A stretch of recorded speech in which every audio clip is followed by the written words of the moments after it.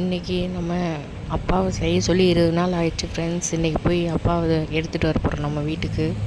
அவரை கூட்டிகிட்டு வர போகிறோம். இங்கே தான் பாலான்னு ஒரு தம்பி திண்டுக்கல்லில் செஞ்சு தந்தார். ரொம்ப ரொம்ப அழகாக செஞ்சுருந்தார். அப்படியே எங்கள் அப்பாவை நேரில் பார்க்குற மாதிரி இருந்துச்சு.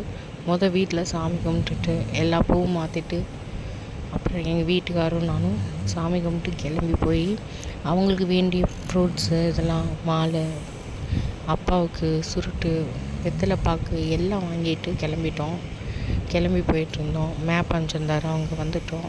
அப்புறம் அங்கே கொஞ்சம் பூஜை பண்ணணும். நாங்கள் அங்கேயும் நான் கூட நினச்சேன் கண்ணை கட்டி நம்ம வீட்டில் வந்து திறக்கணும் அந்த மாதிரி இருக்கும்னு. அப்படிலாம் இல்லையா, அது உழவுங்களால் ஆனதுக்கு தான் நம்ம அந்த மாதிரி ஒன்று நடக்குமா, அதாவது ஈர்ப்பு அதிகமாக இருக்குமா. இது வந்து நம்ம மண்ணில் தான் செஞ்சுருக்கோம், மண் சிலை தான் சுட்டு அதுக்கப்புறம் பெயிண்டிங் பண்ணி செஞ்சுருக்காங்க. உண்மையிலே தத்ரூபமாக இருக்குது, ரொம்ப சந்தோஷமாக இருக்குது. தம்பி பேர் பாலா, அவங்க குழந்தை பேரும் பாண்டி தானா.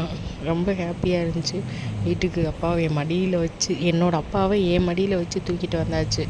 எங்கள் வீட்டுக்காரர் போயிட்டு வீடியோ எடுங்கன்னு சொல்லிவிட்டு அதுக்கப்புறம் வலது கால் எடுத்து வச்சு வீட்டுக்குள்ளே வந்தாச்சு.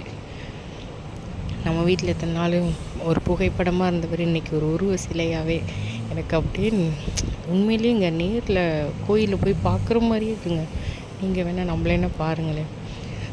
அவருக்கு வீட்டுக்கு வந்துட்டு கொஞ்சம் பன்னீர் இதெல்லாம் உடம்புல தேய்ச்சி விட்டுட்டு திருப்பியும் அவருக்கு அந்த பட்டு துணியை கட்டி விட்டுட்டு மாலையை போட்டுவிட்டு அவரை அழகாக்கிட்டு அவர் கூட இன்றைக்கி எப்படா வீட்டுக்கு வருவான்னு அவரை பார்த்து ரசிக்கவே ஆயிருக்கான்னு பார்த்தா அதை அப்படி பார்த்துட்டே இருந்து ரொம்ப நேரம் அவர்கிட்டயே உட்காந்துருந்தேன். நீங்களே பாருங்களேன் அந்த ஃபேஸை, அவ்வளோ அழகு.